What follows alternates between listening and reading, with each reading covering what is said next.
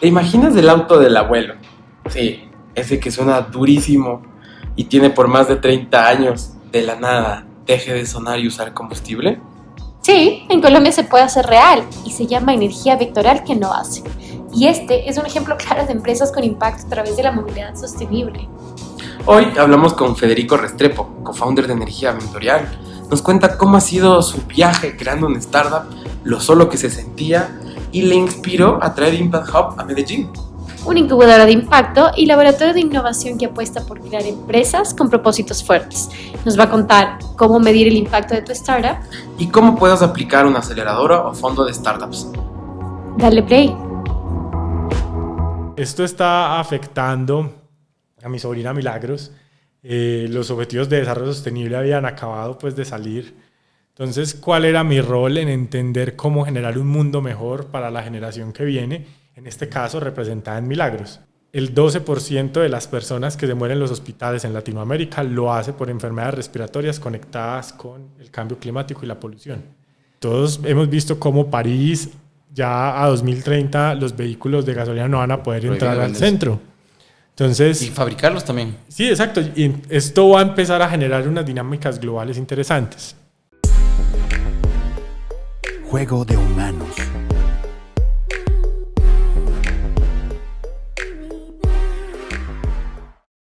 Hola humanos, ¿qué tal a todos? Soy Alexis Martínez. Bienvenidos a Juego de Humanos, un nuevo capítulo desde esta hermosa ciudad de Medellín, Medallo, en Colombia, que nos recibe en una hermosa tarde de verano, de fiestas de la Feria de las Flores por acá, con una energía increíble, con un calorcito delicioso y un vasito de agua que vamos a tener una entrevista que de seguro les va a encantar. Pónganse incómodos, un ser humano bastante dinámico, emprendedor, viajero, un ciudadano del mundo, que en el Juego de Humanos lo llamaron Federico. Y pues un gusto tenerte acá en Juego de Humanos. Bienvenido, Federico. Alexis, muchas gracias y gracias por venir a Colombia, por venir a Medellín, mostrar que hay otra cara y contento de compartir este rato con todos. Totalmente, sí, eso es. Hay otra cara, hay muchísimas cosas. Medellín es mucho más que el reggaetón, es mucho más que el narcotráfico, es mucho más que Pablo Escobar. Que también lo construyen a la ciudad y lo acariciamos porque veo como todo el impacto que está generando mientras caminaba y he contado en varios capítulos ya acerca de lo impactado que estoy con la Comuna 13 y cómo a través del arte y las empresas se puede salir adelante. Y mientras caminábamos en un barrio que hace 5 años tenía otra realidad, hace nada de tiempo, 5 años, con franceses, alemanes, españoles, y decían, sí, yo qué chimba, conozco claramente, vi El Patrón del Mal, sé quién es Karol G, Maluma, J Balvin, y qué locura estar acá, que no sé qué, no sé cómo, y cómo eso genera también ojos para acá, así que también muy orgullosos de toda esa cultura urbana. Me siento otro colombiano más, otro humano, porque también hasta somos lo mismo, ¿sí? En el Juego de Humanos creamos banderas y colores, y son las mismas nuestras banderas, en general éramos la Gran Colombia, ¿no? Ecuador, Colombia, Perú, Venezuela. Panamá. Sí. Sí, éramos los mismos y nos dividieron los límites, pero ya va siendo hora de que nos juntemos realmente. Y en este mundo global, a través de Spotify, Apple Podcast o YouTube, la gente que nos está escuchando, ven, ya Juego de Humanos es un podcast global y nos sentimos en casa desde acá.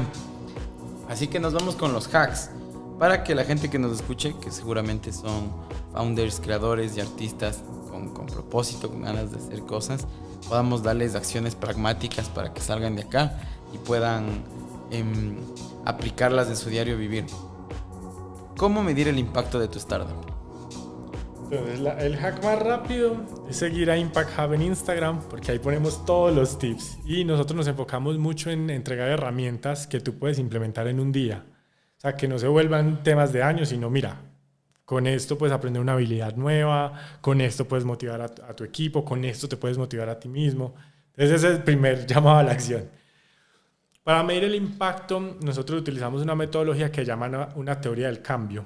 La teoría del cambio es lo que te dice si este es el impacto que quieres lograr y estos son los cambios que se van a ver en la sociedad, cuáles son las acciones que se deben de tener que generan ese impacto.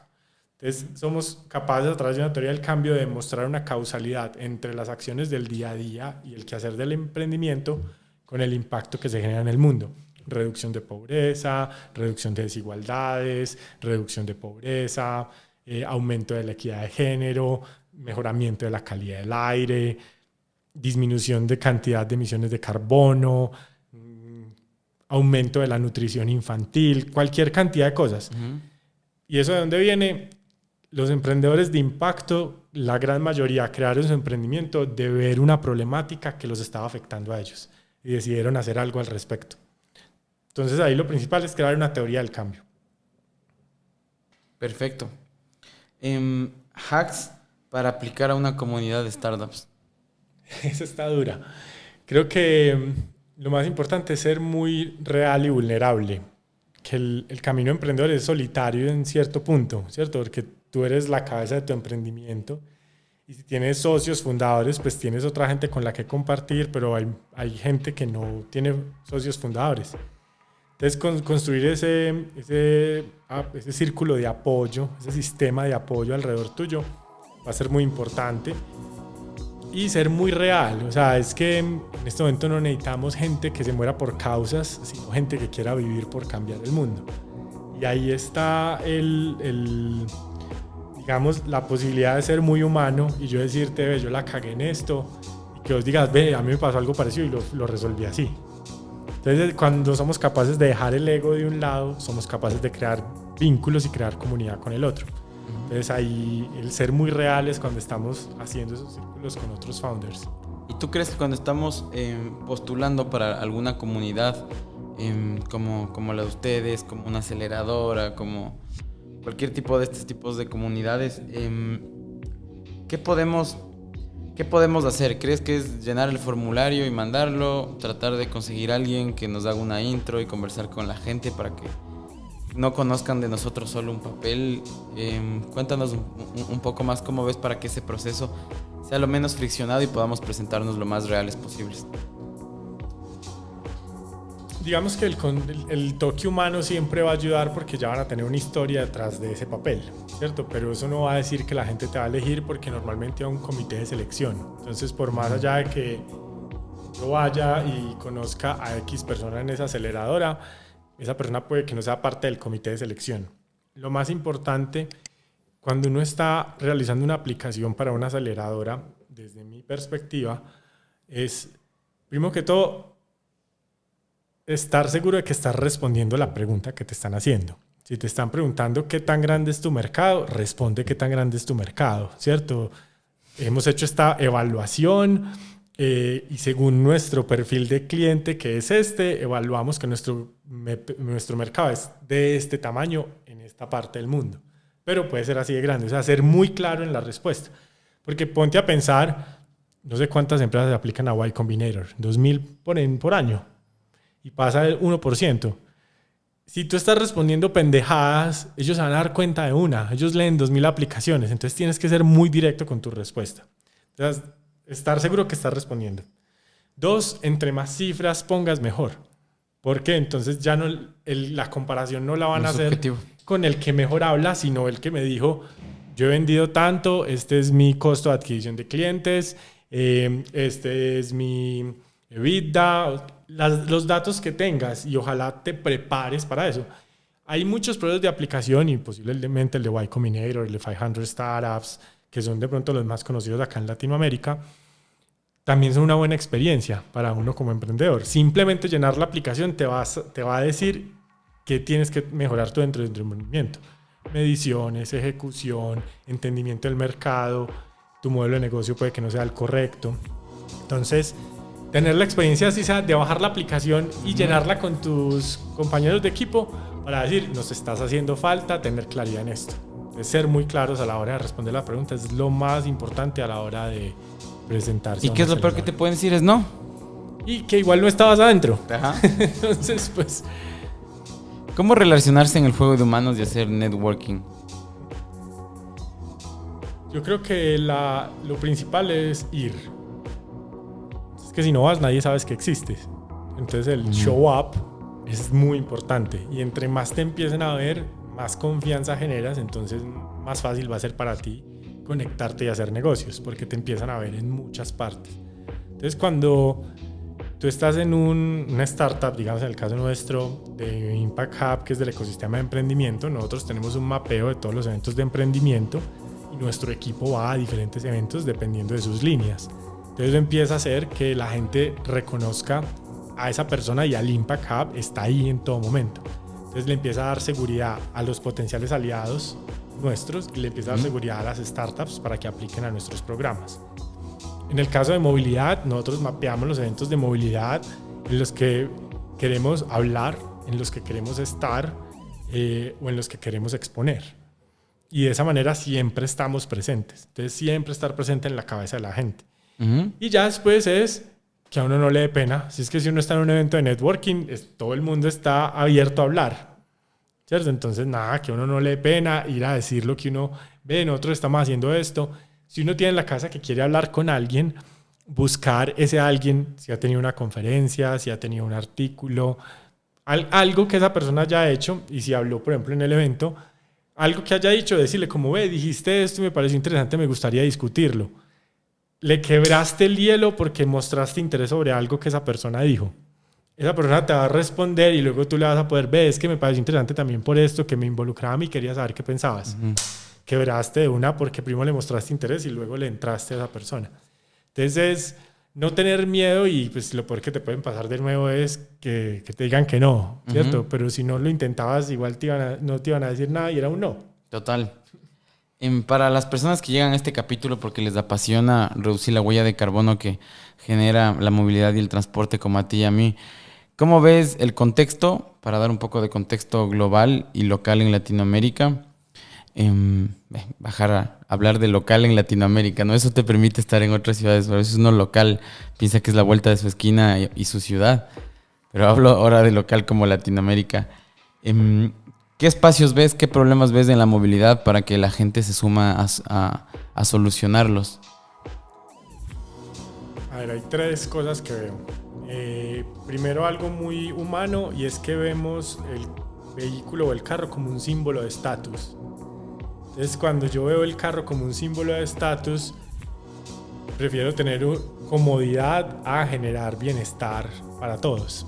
Entonces, prefiero tener el supercarro que genera polución, que genera tráfico, y todo el mundo se queja del tráfico sabiendo que ellos son el tráfico. Y estamos haciendo que todo el mundo se ponga bravo, respire smog, o sea, estamos siendo parte del problema. Entonces, cuando concebimos el carro como un símbolo de estatus, vamos mal. Entonces, ahí hay un primer punto que hay que cambiar en nuestra mentalidad. Segundo punto, que viene muy dado a temas ya internacionales, a medida que en Europa estén prohibiendo más y más la circulación de vehículos de gasolina dentro de las ciudades. Eso va a tener varios efectos. Primero, que todos los carros de gasolina que ya se produjeron en estos países van a ser enviados a Latinoamérica a un precio mucho más bajo porque ellos tienen que deshacerse de esos carros, que allá no los pueden vender. Entonces acá los vehículos van a reducir mucho de precio, o sea que va a ser más difícil que la movilidad eléctrica ingrese. Entonces tenemos un reto ahí en cuanto a supply and demand, teniendo en cuenta las políticas. Y todos hemos visto cómo París, ya a 2030, los vehículos de gasolina no van a poder entrar al centro. Entonces, y fabricarlos también. Sí, exacto. Y esto va a empezar a generar unas dinámicas globales interesantes. Y tres, es qué responsabilidad estamos teniendo nosotros hacia nuestros gobernantes y mandatarios. ¿A qué lo digo? Específicamente para acá, para Medellín, el 89% de la polución total la genera el sector de movilidad. De ese 90%, solamente el 3% de los vehículos generan el 90% de la polución. Entonces, no quiere decir que tú y yo tengamos que cambiar el vehículo. Quiere decir que tenemos que hacer algo para que ese 3% de vehículos que nos están generando el 90% de la polución se vuelvan sostenibles eléctricos. Que no tiene que ser que los conviertan con energía vectorial. Que como sociedad tenemos que llegar a un consenso el 3% nos está generando un daño al 100%. No, vení, hagamos algo por esto. Entonces, nosotros cómo mantenemos accountable o responsables a nuestros gobernantes para que tomen las decisiones que generan impacto a todos. Entonces, ahí es nuestro deber como ciudadanos si lo vamos a tener en cuenta o no. Que he visto ya que los millennials estamos teniendo un rol mucho más fuerte de protestar, sea virtual o físicamente, para que las cosas se hagan. Lo vimos con todo lo que pasó ahorita en Chile, lo vimos con las protestas en Colombia, se vivió ya en México, y cómo los diferentes países han estado teniendo sus diferentes momentos en donde, hey, gobernantes, es que hay un punto en el que tenemos que movernos hacia el bienestar de todos, no solamente el de los políticos. Y que en esa dinámica del juego de humanos de oferta-demanda pasó en toda Latinoamérica. Se están quejando por el alto costo de combustibles fósiles. Y es como, señores, para ver Karol G o entrar a ver una película en Netflix y somos globales, pero ¿cómo no somos globales para darnos cuenta que es un problema mundial y que debemos cambiarnos hacia esa transición y no pedir a nuestros gobiernos únicamente subsidios a corto plazo para seguir usando y seguir tapando con un bache? Porque obviamente, ¿qué es un subsidio? Un subsidio es regalar, subsidiar literal, como dice su palabra, perder el costo real de un producto o servicio, y que eso solo alargamos el problema mientras no vemos la situación completa, ¿no? De forma global. Cerramos esta parte de que comienza el juego. Fue la segunda parte de ver cómo este humano mueve sus fichas dentro de la movilidad, el mundo de impacto y el mundo de las startups. Regresamos para la parte final. La vida va más allá del juego de humanos. No se lo pierdan.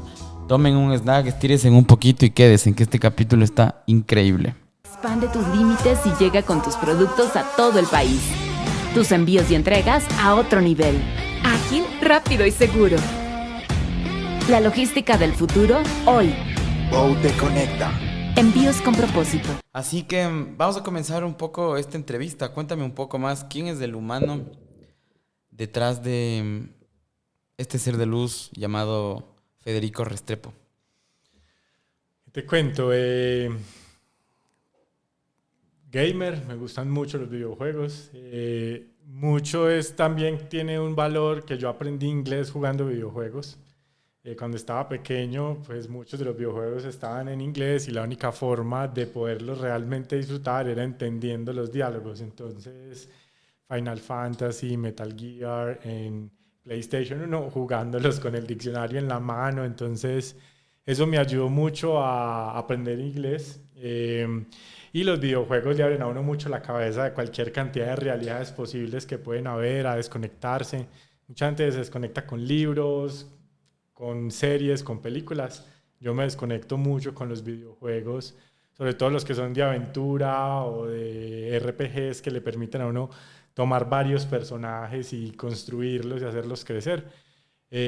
Muy enamorado de los videojuegos, me gusta mucho la música y mucho tiempo trabajando en temas de jóvenes y desarrollo sostenible, y hace 5 o 6 años para acá metiéndome en el tema de emprendimiento fuerte. Es emprendimiento que tenga impacto en sostenibilidad para crear un mejor mundo. Súper. Dentro del juego de humanos, cuéntame qué rol juegas en estas startups y cuáles son.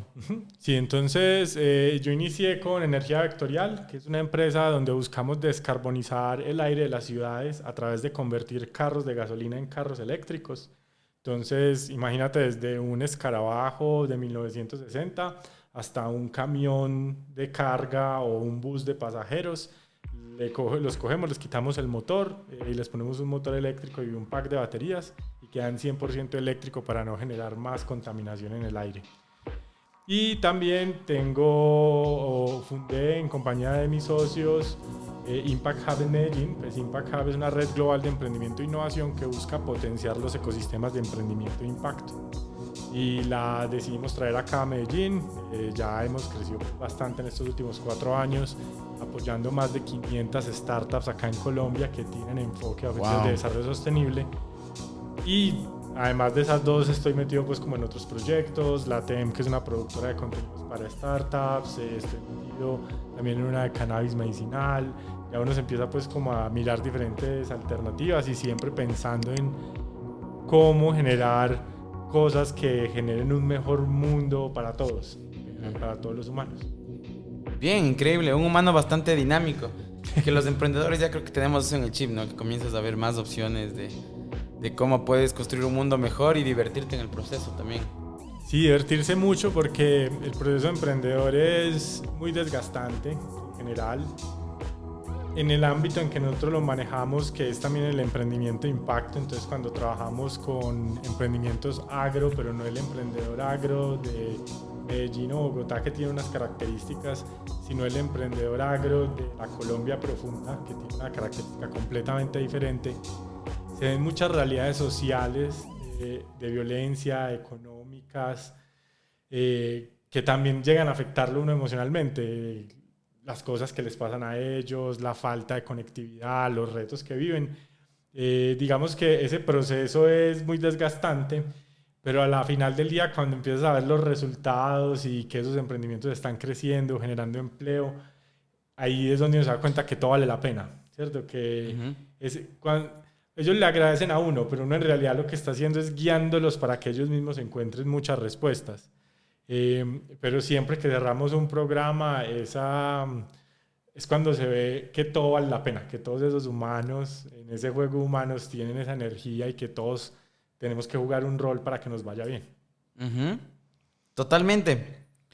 Bueno, vamos a comenzar un poco a conocer al humano detrás del personaje y hacemos regresiones. Vámonos para la primera parte de tu vida. ¿Qué sabores, texturas, olores se te vienen a la mente cuando regresas a tu infancia? Olor a perros. Siempre tuvimos perros en la casa.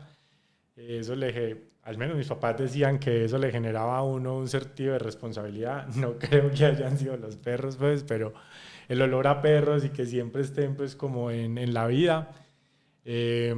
Sabores. Siempre me ha gustado mucho la pizza. Entonces, y de cuando estaba niño, el pan francés relleno de queso era una de las cosas que más me gustaba.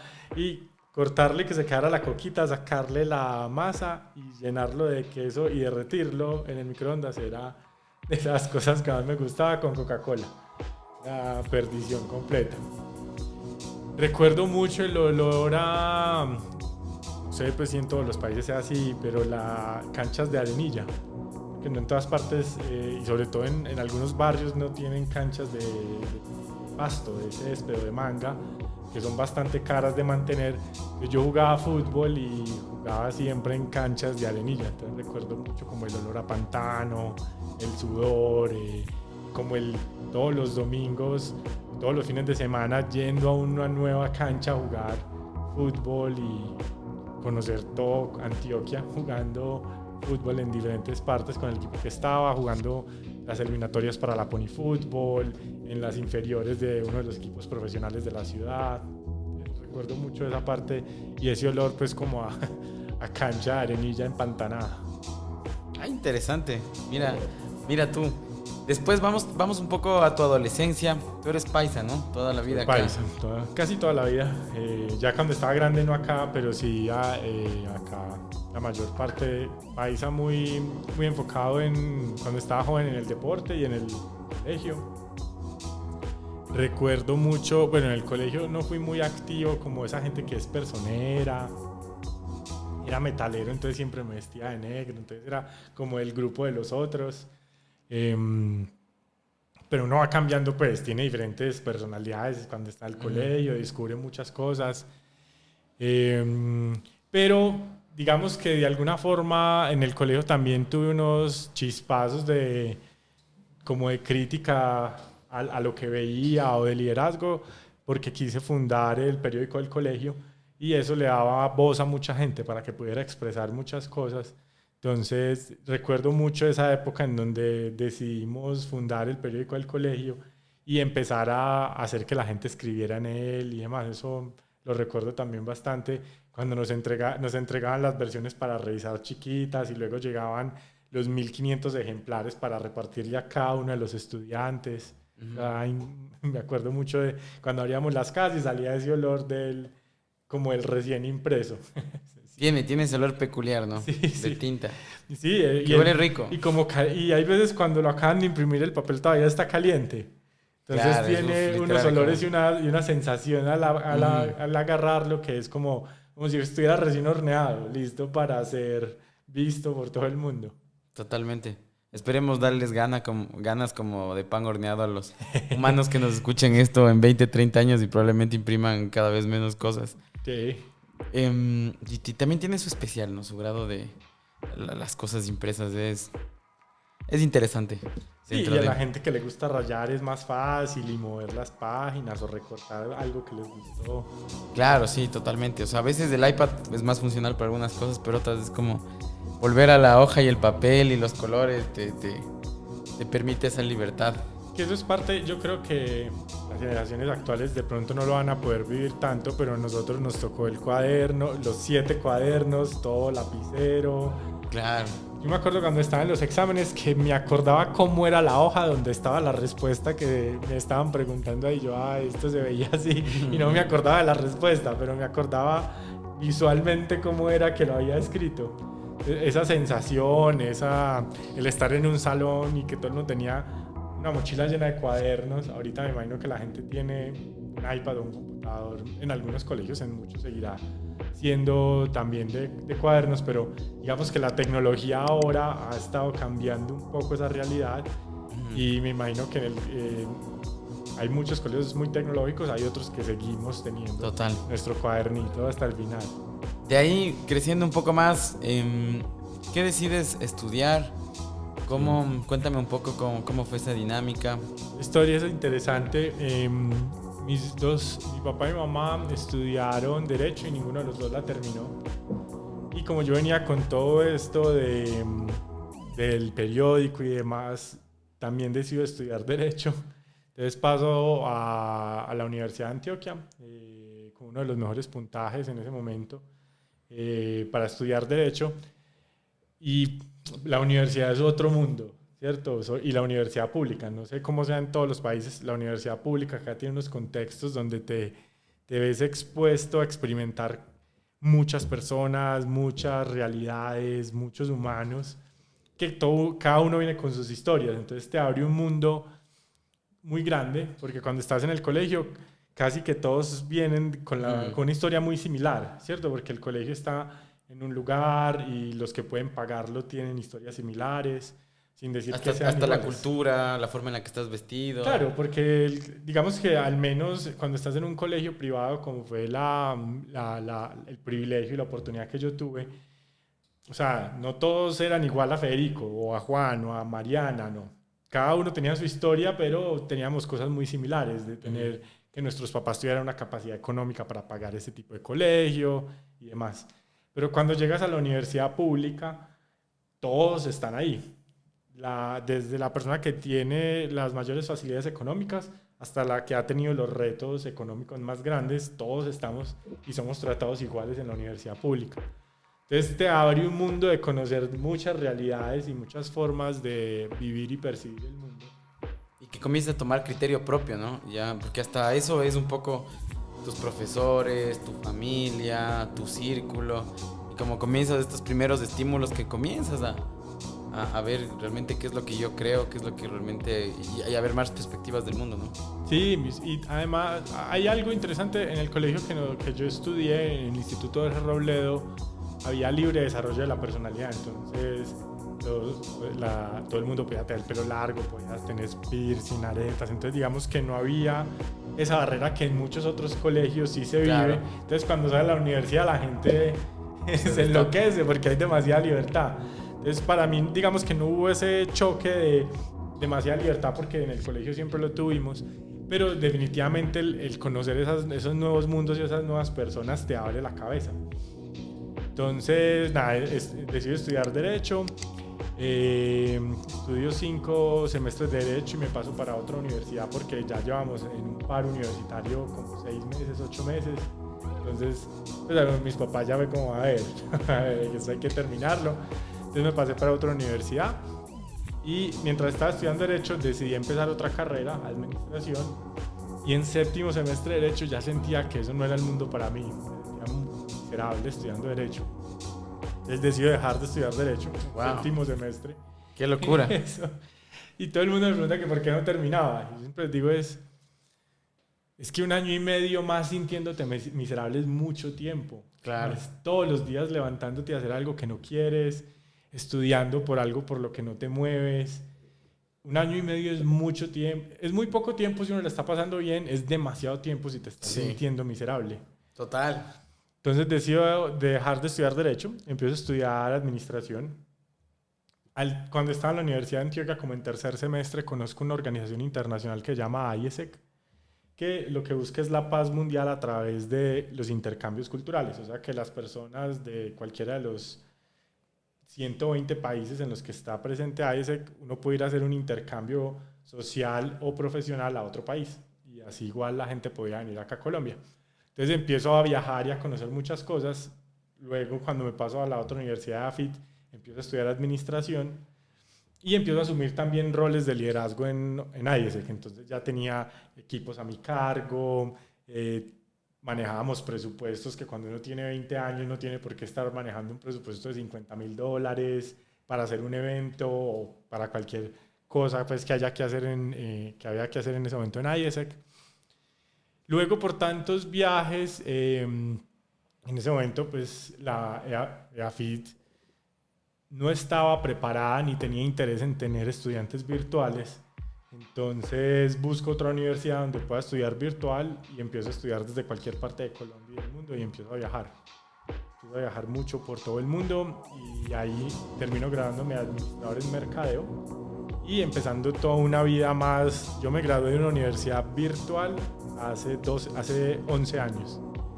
Ahorita es súper normal graduarse virtualmente por lo que pasó con la pandemia. Claro. Pero hace 11 años, imagínate la locura que era que uno dijera que estudiar en una universidad virtual. Y nada, buscando siempre tener más como esa libertad de poder viajar y tener experiencias en el mundo que estar atado a una realidad que nos encierra mucho acá en Medellín. Tú ya viniste a Medellín y las montañas son increíblemente bonitas y tenerlas ahí te muestra lo verde y todo esto. Pero yo he pensado que esas montañas tienen un efecto psicosocial en nosotros, es que nos encierran. Seguramente lo has notado, la gente de Medellín cree que es lo mejor. Es mejor que Bogotá, mejor que Cali, mejor que Barranquilla, somos la mejor ciudad de todo Colombia y del mundo, pero muy poquitos, y ya cada vez más, han tenido la oportunidad de ir a experimentar cosas por fuera de Colombia. Y cuando uno tiene esa oportunidad se da cuenta que no estamos tan bien, no estamos tan mal, pero que Medellín no es la mejor. Es una ciudad muy buena, pero yo tuve la oportunidad entonces de salir y ver otras alternativas y decidir que lo que yo quería en mi vida no era simplemente trabajar en una de las grandes empresas de Medellín, conseguir una carro, una casa, una pareja y beca, y que ese era el sueño. No, me abrí y empecé más bien a explorar el mundo, a viajar, a vivir en otros países. Entonces esa posibilidad de viajar me cambió mucho la forma de ver las oportunidades y la vida. Y así fueron más de 60 países, ¿no? Más de 60, sí, contando todavía. Esperemos, y en este momento muchas de las cosas, o cada año que me pongo algunas metas, siempre es al menos conocer 2 países nuevos ahora. Pues tuve una época donde viajaba mucho más, pero ahora es conocer al menos 2 países nuevos. Pero 40, no, o sea que en 20 años completas los 100. Esperemos que sean más rápido. Pero sí es... Capaz en 10. Ojalá. Para que el Federico del futuro venga a escuchar esto y sepa que... lo logramos. Lo logramos. Sobre todo porque no es viajar de ir a hacer turismo y quedarme encerrado en un hotel, porque eso no es conocer un país. Totalmente. Es ir y quedarte con los locales, caminar la calle, perderte y no tener ni idea del idioma que hablan en ese país y uno decir... ¿Cuándo deciden ir a esto? O sea, de aquí a que amanezca mañana en una tina con menos un riñón, hay un estornudo, ¿cierto? Entonces, esa experimentar esas culturas ha sido muy, muy importante para mí. Y hacía la reflexión hace como 2 días con una amiga que también decidió viajar mucho. Y me decía, Fede, los celulares acá en Colombia son muy caros, ¿cierto? Hay gente que compra un iPhone de última generación y valen $1,500, $2,000. eso es mucho dinero acá en Colombia y en muchos países de Latinoamérica. Ujú. Y yo decía, es demasiado costoso porque piensa cuánto vale un viaje a Europa. Y en este momento están muy costosos los tiquetes, pero un tiquete a Europa te puede costar $800. Ujú. Y los otros $1,200 te los gastas viajando y conociendo 5 países en Europa. Ajá. Entonces, a la final, cada uno de nosotros toma las decisiones del tipo de vida que quiere tener. Sí. Si tú quieres tener el mejor celular, súper bien por ti, pero no te quejes luego de que no puedes viajar. Yo tengo un celular que vale $150 que hace las mismas llamadas, habla por el mismo WhatsApp, tiene el mismo Instagram que el iPhone, pero mi calidad de vida o mis deseos en la vida están en que de pronto ahorita en diciembre estoy en Austria tomándome una cerveza ahí en la calle, conociendo cultura, conociendo gente, disfrutando la fiesta como la disfrutan allá. Entonces yo creo que todos tenemos la oportunidad de cambiar nuestra vida. Estamos a una decisión de ella. Entonces, Totalmente. eso- Seguimos invitando a más gente a viajar. Que también te sientes como el río. Empiezas a fluir. Yo recuerdo mis primeros años de emprendedor que me quedaba encerrado porque literal era nuestra startup, comenzó en la cochera de la casa de mis padres.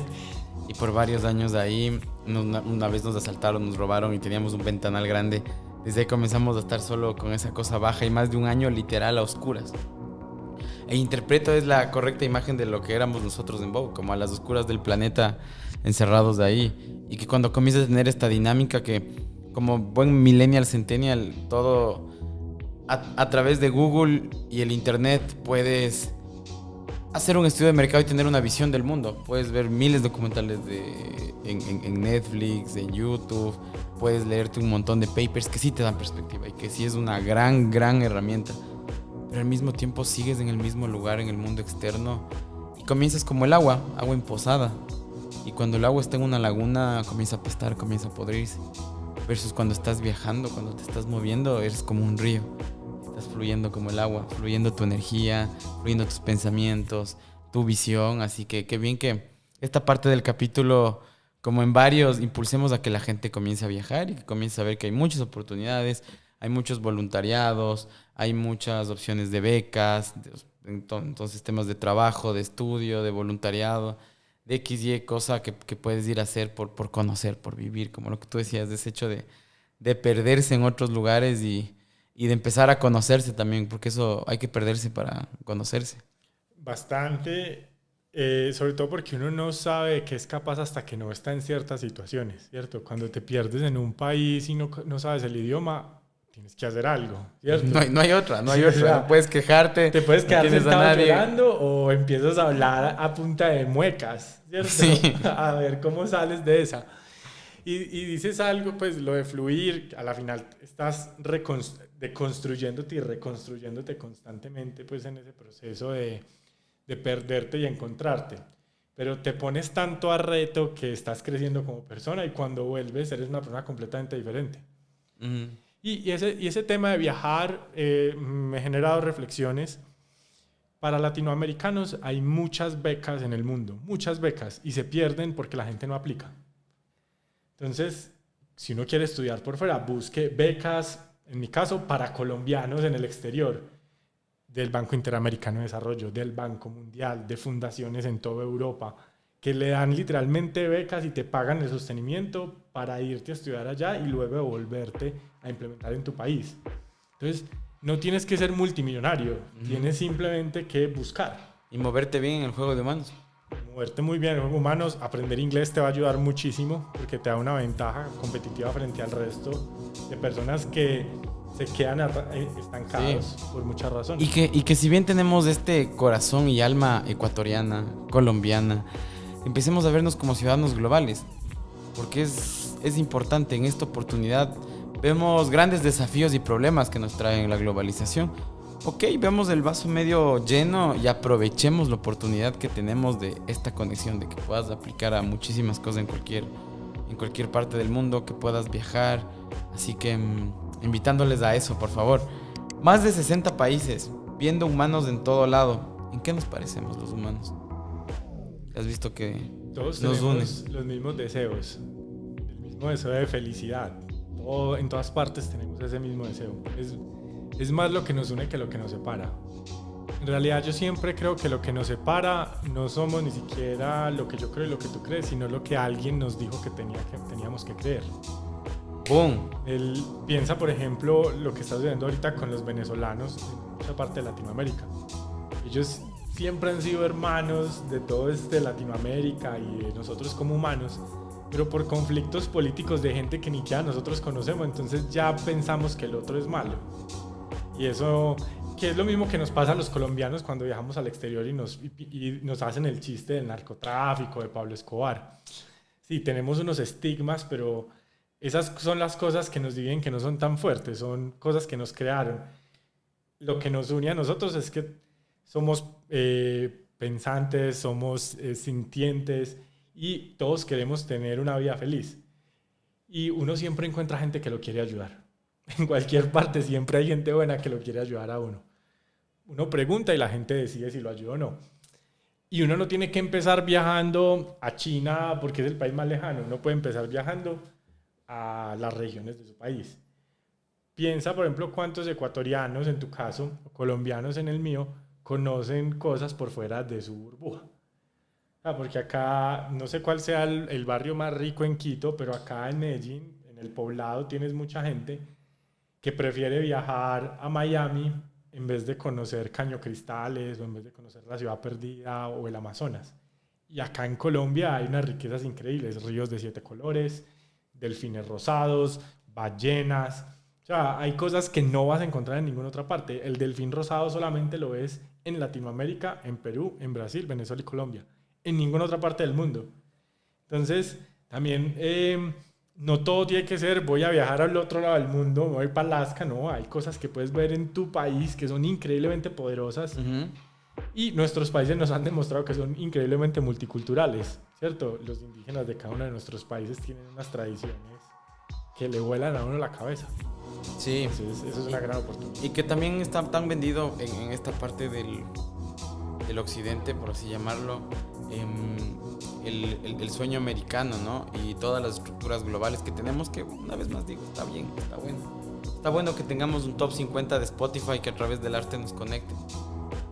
Y también debe estar bueno valorar el arte local, valorar la banda local que ves y que no entras a... Me pasaba hace poco como empiezan a medir el arte a través de, préstame el Instagram y el Spotify, déjame ver cuántas escuchas tiene, que es como... No sé, ¿a qué rato se nos fue tanto en el juego de humanos? Eso no determina... Hay gente masiva y por algo lo ha hecho, ¿no? Y está bien, o sea, está bien, no estoy para nada en contra. Lo valoremos también y no midamos las cosas alrededor de todas estas métricas, ¿no? Darle la oportunidad. Pues es que así como uno quiere que le den una oportunidad, uno también debe dar esas oportunidades a probar lo local, a apoyar al llamado. Pues, temas tan simples y tan humanos como darle el asiento a alguien que lo necesita más que uno en el transporte.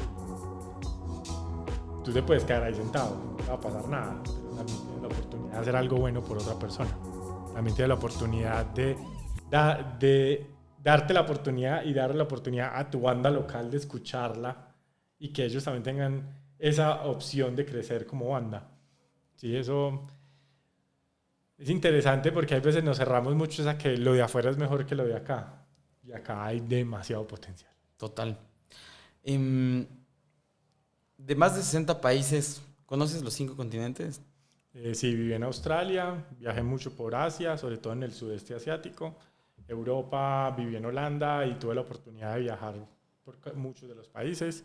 En África estaba en un par de países, sobre todo en Kenia, Masai Mara, que es donde es el Rey León. Y América, pues Estados Unidos. En Centroamérica, en Panamá y en Guatemala. Y acá en Sudamérica, sí, en casi todos. Entonces, ¡wow! Solamente falta la Antártida. ¡Qué locura! ¿Qué viste que hoy la mayoría de nuestra audiencia es latina? Que nos pueda servir de patrones que vimos de afuera. ¿Qué valorar? Que dices cuando regreso me siento más orgulloso y no nos damos cuenta de esto que tenemos adentro de nosotros que nos hace únicos en el planeta y potentes. Y también, ¿qué otra cosa dices? Creo que esto vuelta es lo que nos está haciendo que nos quedemos ahí. Yo creo que acá se disfruta mucho la vida de manera compartida. Entonces, acá en Medellín uno vive muy bien, obviamente en unas burbujas y demás, pero uno vive muy bien acá. En general las cosas son fáciles de hacer, obviamente tienes retos, pero miren lo costoso que debe ser el sistema de salud en Suiza. Tú tienes un seguro que vale muchísimo dinero y siempre que vas a una visita del médico tienes que pagar y pagar y pagar, y solo a partir de que vas a sobrepasar $10.000 te empiezan a subsidiar. Ese es un sistema inverso al de acá. Entonces, claro, uno se queja de acá que muchas cosas, pero en nuestras ciudades nos podemos sentar en la acera, en la calle, a tomar cerveza. Vaya y haga eso a Europa y verá cómo lo llaman para el calabozo, ¿cierto? Y en estos calores que vivimos en este momento, sentarse a tomar una cerveza en una tiendecita por ahí es de lo mejor que hay, en la acera. Total. Eso lo disfruto mucho. Cuando vi por fuera me hizo mucha falta el jugo de lulo. El lulo me gustaba mucho. Pero creo que hay muchas cosas que debemos aprender. Entre dos que están muy conectadas, mantener la palabra. O sea, cuando alguien le da la palabra por fuera, la persona te cumplía. Creo que acá en Latinoamérica hay veces fallamos en eso. Como si la palabra fuera algo que no deberíamos tener muy en cuenta. Y es como ese honor de, no importa que yo no lo tenga escrito en un contrato o en un papel, si yo te lo dije, yo lo voy a cumplir hasta el final. Así ya las circunstancias hayan cambiado, si yo te dije que lo iba a hacer, yo debería mantener mi palabra. Y desde cosas y actos tan simples como el domingo nos vamos a acampar y nos vemos a las 6 de la tarde. Y sabes que no vas a ir a las 6, pero lo dices. Recuerdo una historia, estuve en Yellowstone un verano en Estados Unidos y un amigo rumano me dice justamente ese día, vámonos a las montañas, recuerdo, 6 de la tarde. Sí, de una, hagámoslo. Y mientras yo le decía sí, yo en mi cabeza sabía que yo salía del trabajo 5:30, que me iba a cambiar, que no iba a llegar a las 6, que me iba a llegar 6:40, pero le dije sí. Estaba muy seguro porque ya está dentro de ti. Entonces al rato que pasó, vino el día, llegué 6:40, que ya sabía desde el inicio, era sorprendido. Pero ¿por qué no me dijiste? O sea, si terminabas el trabajo a las 5:30, eras de contarme y saber. O si dices sí, vas para llamarte, como, el domingo nos vamos a tal cosa. Si no, di no y punto. Y no hay nada malo. Y no hay nada malo. Pero está tan adentro de nosotros estos accionarios que dices como lo que tú dices y ahí estás fallando a tu palabra y comienzan desde actos tan pequeños y se vuelven tan grandes estoy llegando y no estás ni saliendo. Sí. Entonces nos pasa este tipo de cosas y se va amplificando, ¿no? En nuestra vida. Y que justo con la historia que dices me llevas al segundo punto que te decía que era muy conectado, es la puntualidad. La puntualidad es sinónimo de desarrollo y por eso nuestros países son tan subdesarrollados, porque lo citan a uno a las 3. No, pero démosle 5 minutos para que todo el mundo llegue. No, es que si dijimos a las 3, le respetamos el tiempo a todos los que llegan a las 3. No vamos a esperarlo. O sea, le estamos dando más poder al incumplido que al cumplido. Entonces ahí creo que es algo que todos deberíamos hacer. Si decimos que es a las 3, empezamos a las 3 con los que estén a las 3. Los que no han llegado, que se desatrasen luego. Porque si no, estamos diciéndole a todos los que llegan a las 3, tu tiempo no vale la pena. Entonces es una cuestión de respeto pues muy alta que veo ahí y creo que eso nos ayudaría. Solamente eso de honrar la palabra y ser puntuales haría un gran cambio en nuestra sociedad. Totalmente. Y bueno, de todos estos viajes de colores, sabores, olores, conociendo más humanos alrededor del mundo, cuéntanos cuál ha sido la historia más random, más rara que has vivido, que nos puedas compartir. Varias. Recuerdo... Me llegan varios a la cabeza. En Kenia, uno tiene la oportunidad de hacer un safari, ¿cierto? Entonces uno desde Nairobi, que es la capital de Kenia, coge un carro que lo lleva hasta el Masai Mara, que es la llanura africana, que ahí es de donde nace pues como todo el cuento del Rey León. Entonces lo ponen a uno en unas carpas. Las carpas están en la mitad de la nada, ¿cierto? Entonces uno hace el primer día un safari, entonces ve los leones, ve elefantes, jirafas, leopardo, creo que leopardo, no sé si leopardo o chita, el que uno hay en África, no vayan a decir que eso no existe, el que hay allá.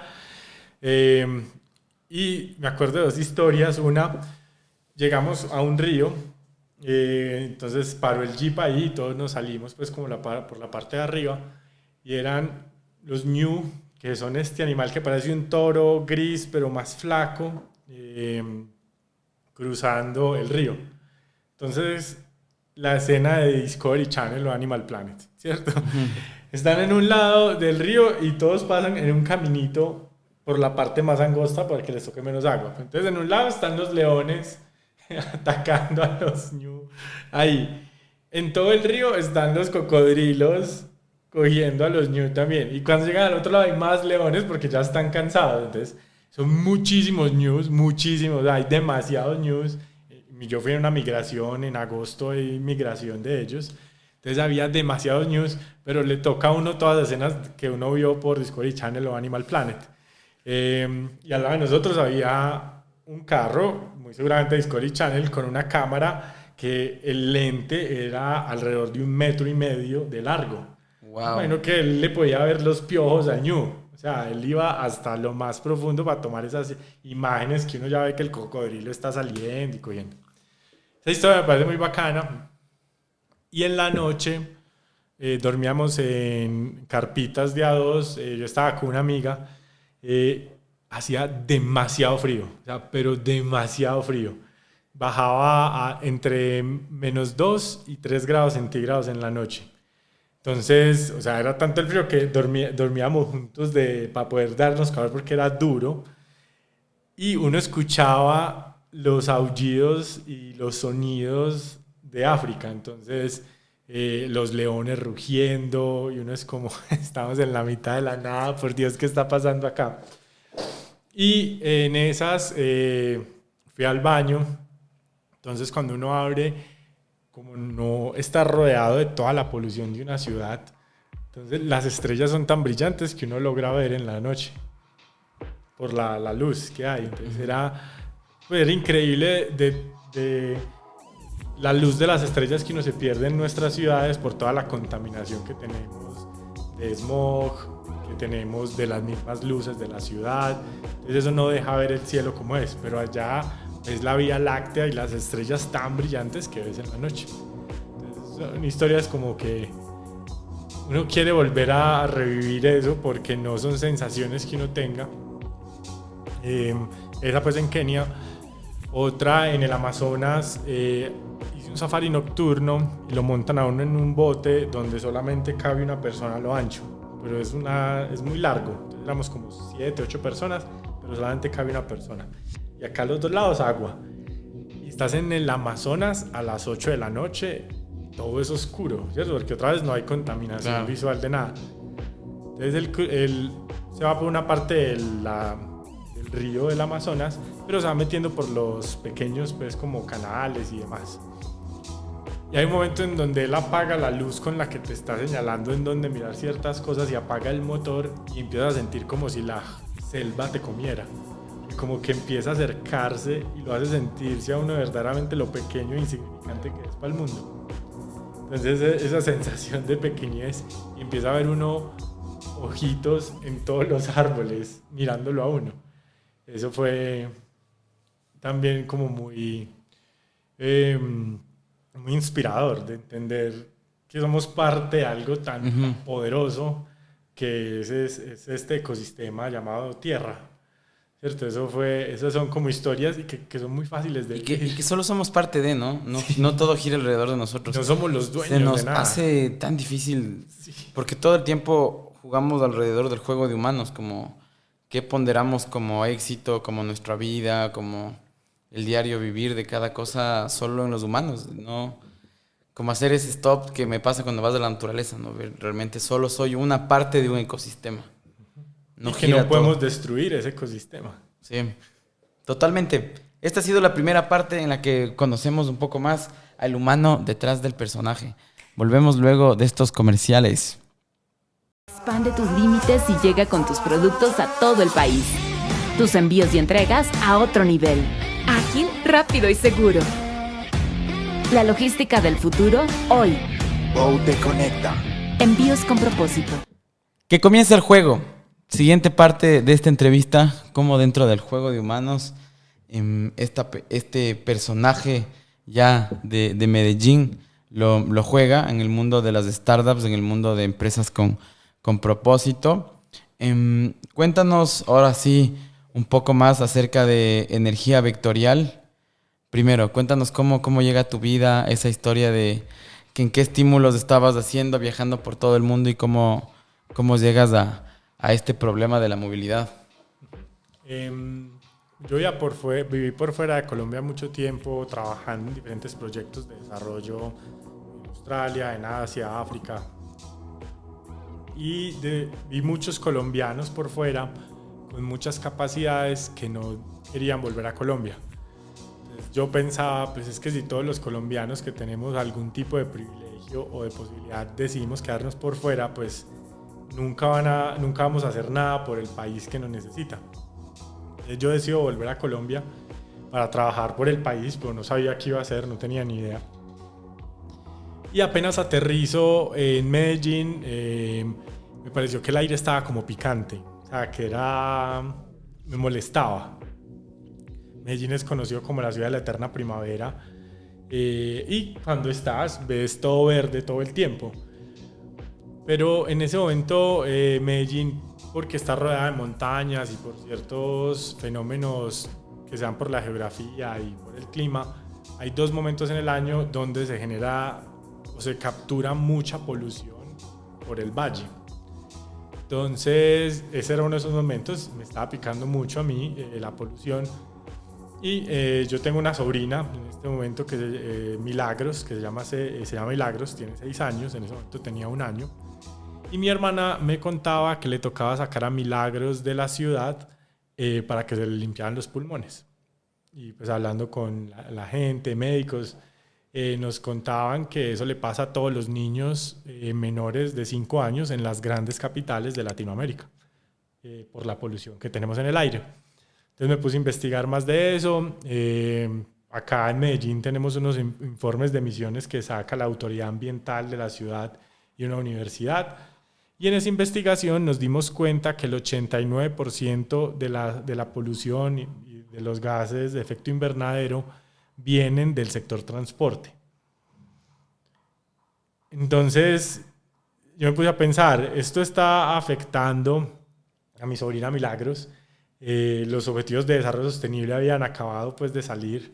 Entonces, ¿cuál era mi rol en entender cómo generar un mundo mejor para la generación que viene? En este caso, representada en Milagros. Entonces, como el gran reto o problema era de calidad del aire y muy directamente conectado con la movilidad, entonces yo dije, pues empecemos a mirar soluciones a la movilidad para que se descarbonice. Entonces me junté con mi primo, que en este momento pues es mi socio, y empezamos a mirar diferentes ideas, un esquema de renting, de que una persona alquila un carro eléctrico y le cobramos mensual, pero lo tiene que alquilar por 1 año, luego le entregamos un eléctrico nuevo y el eléctrico que esa persona tenía se lo alquilamos a otra persona más barato, y así empezamos a introducir vehículos eléctricos y creamos todo el modelo financiero, se lo presentamos a varias organizaciones. Era muy costoso para nosotros, luego vimos que algunas de las organizaciones que lo presentamos lo empezaron a implementar, pero es el juego normal de cuando uno está emprendiendo. Si tú no tienes la capacidad, alguien más lo va a hacer. Uh-huh. Vimos que por ahí no era, desde nuestra capacidad y desde la velocidad que nos mostraba. Mi socio es ingeniero electricista, entonces él se dio cuenta que uno podía coger un carro y volverlo eléctrico. Es más, Tesla empezó así. Tesla no empezó creando el Tesla. Cogieron un vehículo, Elon Musk cogió un vehículo y lo volvió eléctrico y se dio cuenta que era tan fácil hacerlo que empezó a crear su propio vehículo. Y ahí sale Tesla. Nosotros vimos que podíamos convertir los carros que hay actualmente en las ciudades de Latinoamérica, volverlos eléctricos, y que hay algo interesante y es que teniendo en cuenta la capacidad socioeconómica y el contexto socioeconómico de Latinoamérica, pues en Europa 30.000 euros pueden ser mucho, pero no son tanto como son acá, ¿cierto? Entonces nosotros dijimos, si nosotros podemos convertir un vehículo eléctrico por $8.000 en vez de que alguien lo compre por 30.000, estamos atacando un problema para un segmento de la población mucho más grande. Entonces empezamos a convertir vehículos. Y el primer vehículo que convertimos fue un Renault 4, que acá en Colombia pues tiene un contexto de que es tu amigo fiel y era el carro del pueblo. Entonces convertimos ese vehículo eléctrico, fue nuestro primer vehículo convertido, y los policías de tránsito nos paraban en la calle para verlo. O sea, como, ¿qué es esto? Nos hacían abrirlo, nos hicieron muchas notas en diferentes periódicos porque la gente estaba interesada como en qué era lo que estaba pasando. Y así empezamos. Ya hemos convertido carros pequeños, escarabajos de 1960, hemos convertido Zastavas, pues, o Fiat 500, hemos convertido camiones, y hace poco, no sé si tú sabes quién es Juanpis o Alejandro Riaño. No. Alejandro Riaño es un comediante de acá de Colombia que creó un personaje que se llama Juanpis, que personifica la persona más gomela de la capital de Bogotá y habla de esa forma y tiene todas las capacidades del mundo. Él pues se volvió muy famoso con ese personaje. Él estaba en Cartagena y le pasó que un caballo que estaba alando una carroza de las que lleva a los turistas por la ciudad amurallada de Cartagena se desmoronó. Entonces él empezó a hacer un video y montó una campaña para cambiar eso. Entonces levantó como 90 millones de pesos y empezó a trabajar con nosotros para que estas carrozas se volvieran eléctricas. Entonces nosotros creamos también la carroza eléctrica para que no haya más caballos alando carrozas en Cartagena. Mira tú. Y hemos estado metiéndonos en diferentes proyectos para descarbonizar, siempre con el enfoque de descarbonizar la movilidad para preservar la vida humana. Increíble. Y hoy tiene ya un modelo de negocio más estructurado, o cómo funciona un poco. Sí, tenemos, o sea, ya hemos crecido bastante, ya tenemos un taller de unos 1.000 metros cuadrados, en este momento tenemos varios carros en proceso de conversión, unos 4, si no estoy mal, y tenemos más de 30 vehículos en mantenimiento, que no son convertidos, son vehículos eléctricos que la gente lleva a nuestro taller. Entonces tenemos una línea de negocios de mantenimiento y reparaciones para vehículos eléctricos y para vehículos convertidos a eléctrico. ¿Y se denominarían como una empresa de vehículos, de movilidad, de tecnología? Nosotros en este momento nos denominamos como una empresa de movilidad, pero estamos haciendo una migración a tecnología porque estamos también mirando temas de desarrollo para generar unas interfaces entre las personas y los vehículos que le permitan tener una mejor experiencia alrededor del impacto que está generando y una experiencia de manejo. Y también desde el nivel científico empezar a crear ciertos dispositivos que nos ayuden a que cada vez la movilidad eléctrica sea más normal. Entonces, cargadores eléctricos móviles, o sea, que no tengas que ir hasta una casa o a un lugar, sino que el cargador vaya hasta ti. Entonces, diferentes cosas que estamos empezando a hacer, pero en este momento somos movilidad, claro, y vamos a migrar un poco a tecnología y científico. O sea, que puedo tener un vehículo eléctrico en Medellín por $8,000. Sí. A través de energía vectorial. Qué locura completa. ¿Quién se lo imaginaría, no? Uno piensa que ya son solo estos carros así. No, eso se puede. Nosotros ya tenemos distribución en Honduras y en Guatemala. Estamos ahorita expandiéndonos. Tenemos un proyecto de convertir unos vehículos acá en Medellín y exportarlos a Europa. Y estamos llegando al punto, y siempre ha sido cómo hacemos la movilidad eléctrica más accesible, porque entre más gente esté eléctrico, quiere decir que menos gente está acelerando a punta de petróleo, quemando gas.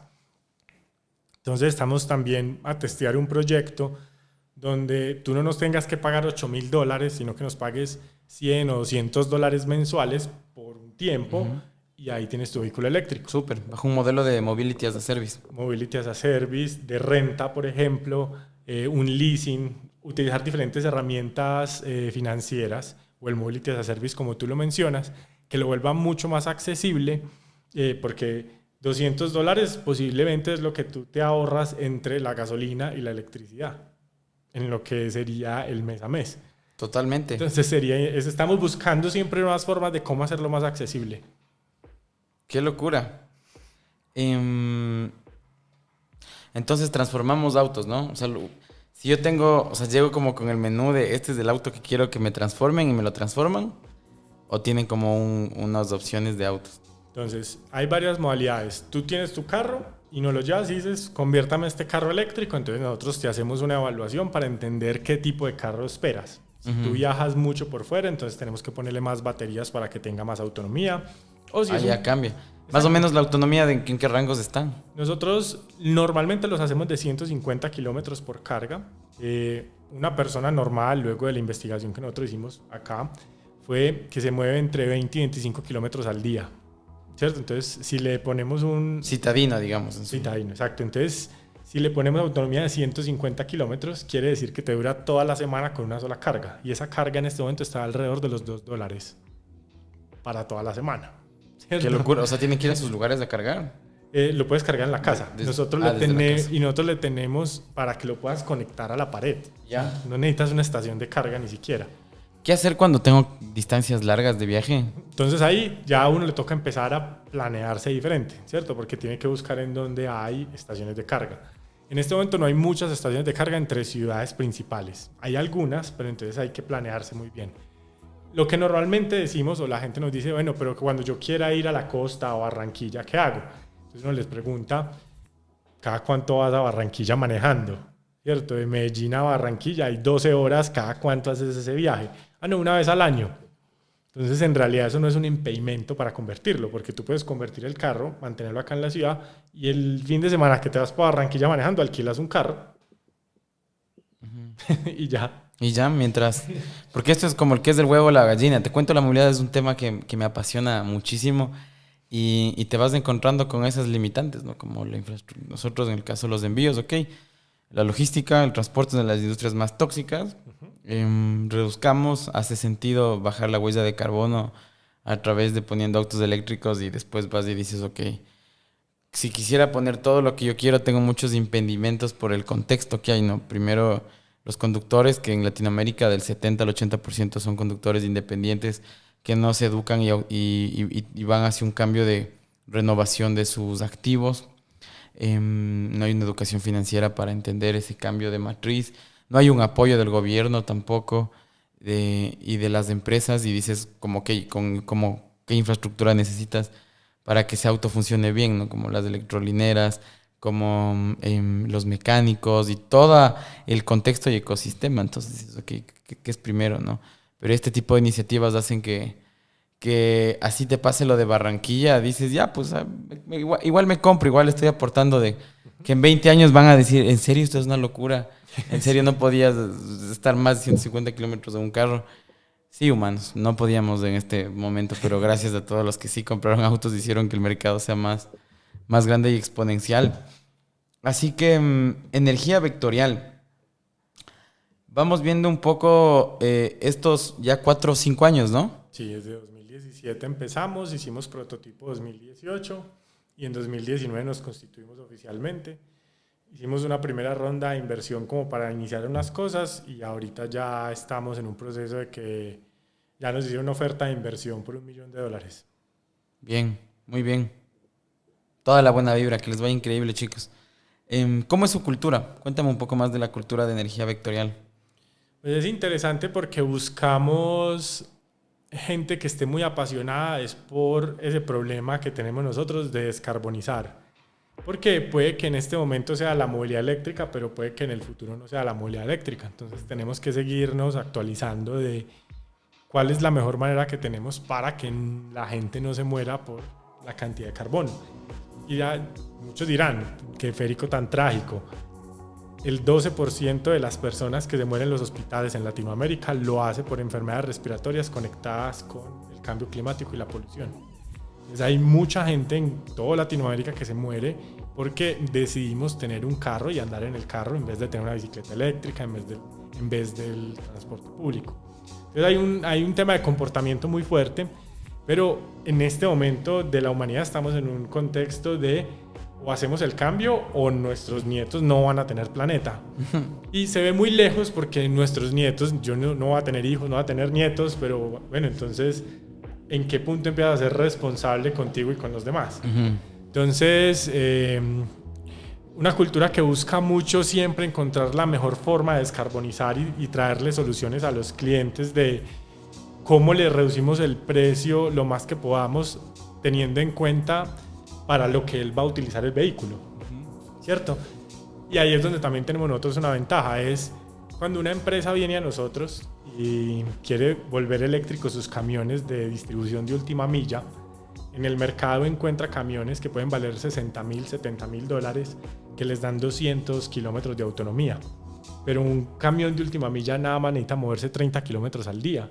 Entonces no necesitas un camión de $70,000, puedes coger tu camión, volverlo eléctrico por 20,000, o sea que te ahorraste el 70% de la inversión y tienes un vehículo eléctrico, que en el retorno a la inversión luego por la operación se te va a volver mucho más rápido. Hace sentido. Y de esa manera entonces hay una ganancia económica para ti como empresa y adicionalmente no estás externalizando la mano de obra a un camión en China, sino que lo estás haciendo en tu país.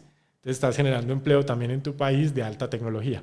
Entonces digamos que estamos intentando encontrar un ecosistema, como decías ahorita, tenemos que poner estaciones, tienen que haber más carros, pero adicionalmente, ¿cómo hacemos para que eso genere empleo acá y no solamente en China? Entonces hay varias cosas que podemos tener en cuenta para generar un ecosistema de movilidad en cada uno de nuestros países, entrenando personas, generando empleo en cada uno de estos países, disminuyendo los costos de electrificación de las empresas y mejorando muy potentemente la calidad del aire, lo que a la final va a tener impactos en la salud física de las personas. Y hay estudios que demuestran que entre más polución tienes en la ciudad, más propensa están los ciudadanos a tener enfermedades mentales. Entonces hay un contexto muy fuerte alrededor de la calidad del aire, pero que nunca se nos ha hablado, y eso va a empezar a hacer que los seguros se vuelvan más costosos, que la gente vaya más a los hospitales. Solo piensa que ahorita cuando estábamos en la pandemia que teníamos que utilizar los tapabocas, la gente no se enfermaba de gripa, y era porque no estaba respirando el aire súper malo que tenemos en nuestras ciudades. ¡Qué locura! Expande tus límites y llega con tus productos a todo el país. Tus envíos y entregas a otro nivel. Ágil, rápido y seguro. La logística del futuro, hoy. Go te conecta. Envíos con propósito. Hoy, haciendo este momento de respirar un poco y regresar a ver atrás, ¿qué triunfos te ha dejado Energía Vectorial?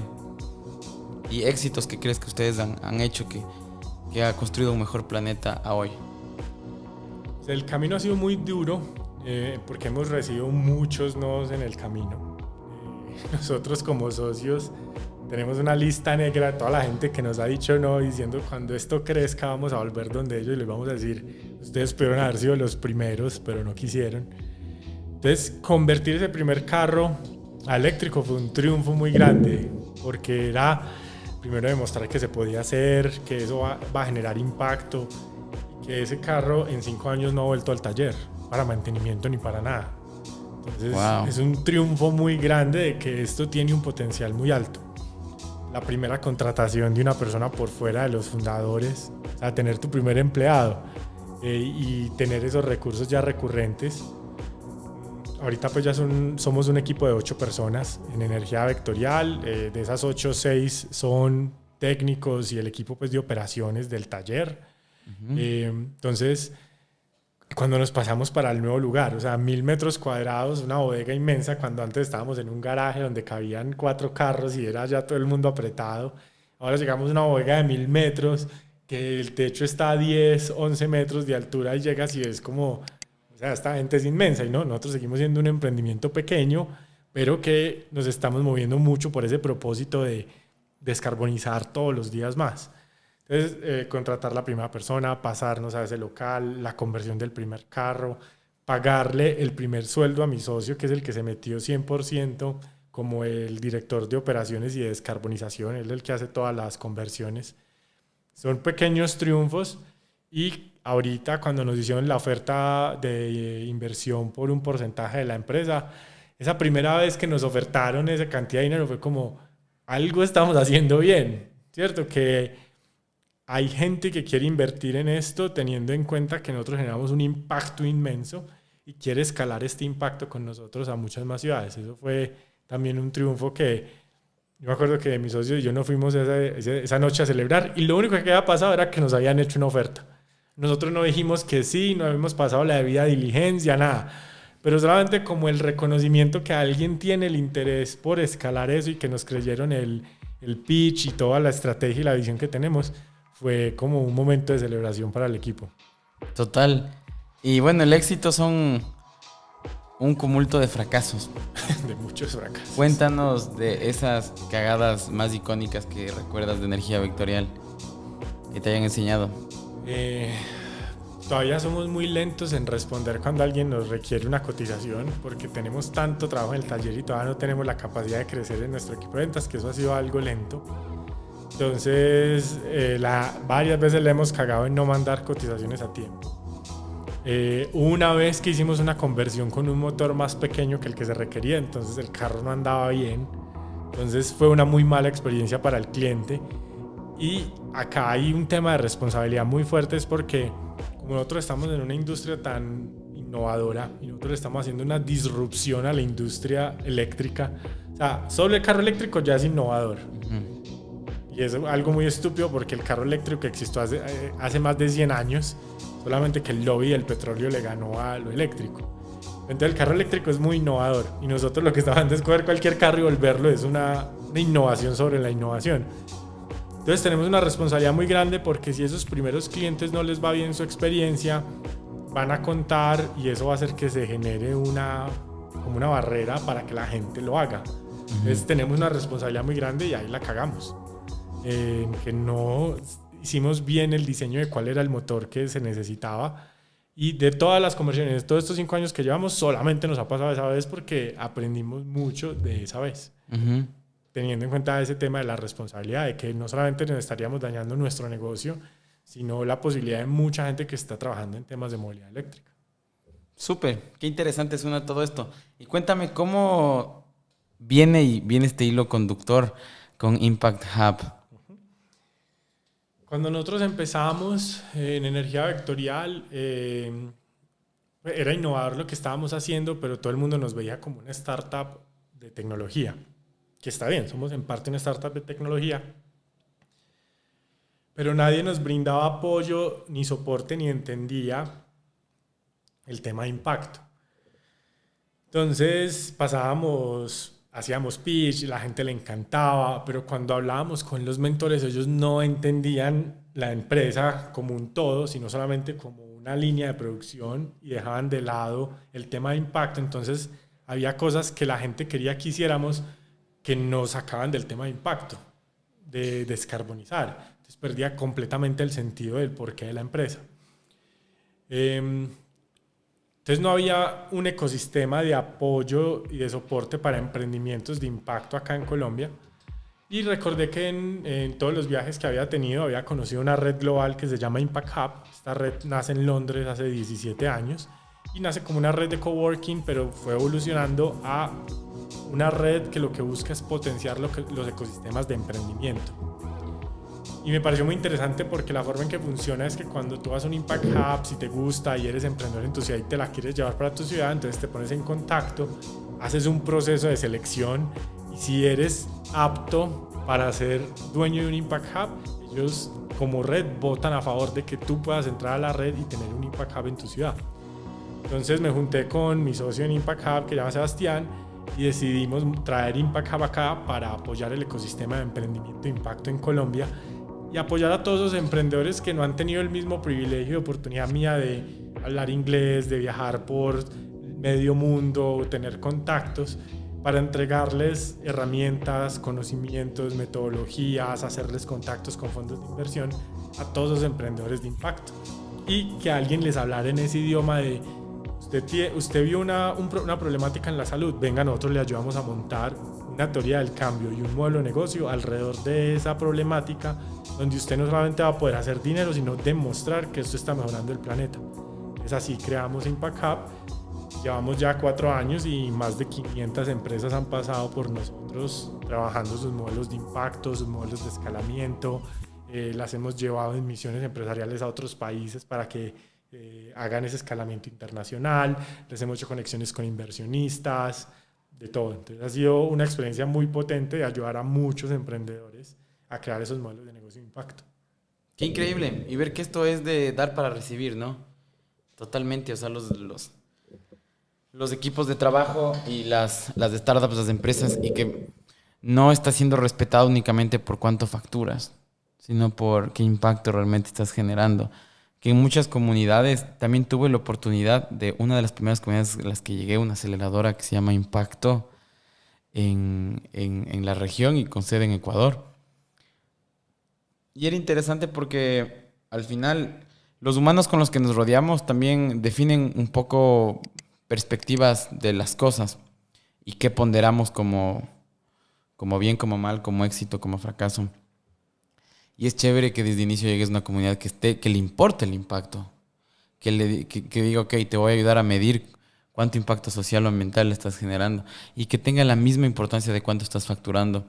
Y no entras en una dinámica como en LinkedIn entras hoy, que para los que lo hagan está bien, pero no todas las startups, no todas las innovaciones, no todas las empresas con propósito nacen de justamente solo escalar y volverse un unicornio gigante, crecer y que tu respeto social o sinónimo de éxito está por cuánto estás valorado y cuánto has perdido de tu empresa, pero es una empresa global en poco tiempo. Que hay modelos y disrupciones que hacen sentido, está bien, háganlo, pero que no todos se dejen llevar por esa corriente y que es el único camino, ¿no? Y que al final estamos en un punto histórico en donde no hacen falta más de empresas, sino soluciones para los problemas de nuestra sociedad como humanos y el planeta en el que habitamos. Sí, ahí mencionas algo muy interesante de los unicornios. Está bien los objetivos que tenga cada uno en la vida. Para mí, el objetivo no es ser billonario, billionaire, pues de cantidad de dinero, sino impactar 1.000 millones de personas. Porque imagínate lo que es cambiarle la vida a 1.000 millones de personas. ¿Cómo sería el planeta si 1.000 millones de personas tienen una mejor calidad de vida? Posiblemente se pueda reducir inmensamente la corrupción de nuestros países. Posiblemente ya tu abuelito no se va a morir de una enfermedad respiratoria que pudo haberse prevenido por tener una mejor calidad del aire. O porque hay una empresa que es capaz de predecir con inteligencia artificial qué enfermedad catastrófica está sufriendo esa persona antes de que un médico la vea. ¿Qué tenemos que inventarnos? Y qué bacano sería que el estatus no fuera billonario económico, sino billonario social. Esa persona impactó 1 millón de vidas, 1 billón de vidas positivamente. Total. Y buscar eso en el día a día de cómo le mejoro la vida a 1 billón de personas. No lo había visto desde esa perspectiva, pero está bueno ponerle una métrica. Después de estos años, bueno, cuéntame en Impact Hub, para los otros emprendedores que nos estén escuchando de distintas partes de la región, ¿deben acercarse al más cercano a su ciudad? ¿O pueden aplicar ustedes? ¿Cómo es un poco ese proceso? Tenemos Impact Hubs en toda Latinoamérica. Entonces, idealmente se acerquen al de su ciudad porque cada Impact Hub, al estar en un entorno local y nacional, entiende las dinámicas y escoge unas temáticas que son muy importantes para ese ecosistema. Hay algunos programas que son globales o hay algunos programas que nosotros corremos desde acá que son para todo el mundo, entonces cualquier persona puede aplicar. Entonces va a depender mucho de qué emprendimiento eres tú y qué tipo de apoyo necesitas, ¿cierto? Hay muchos emprendedores ahora que yo les llamo awardpreneurs porque lo único que están buscando es reconocimientos de paseata a la aceleradora, me gané tal premio, pero no hacen nada.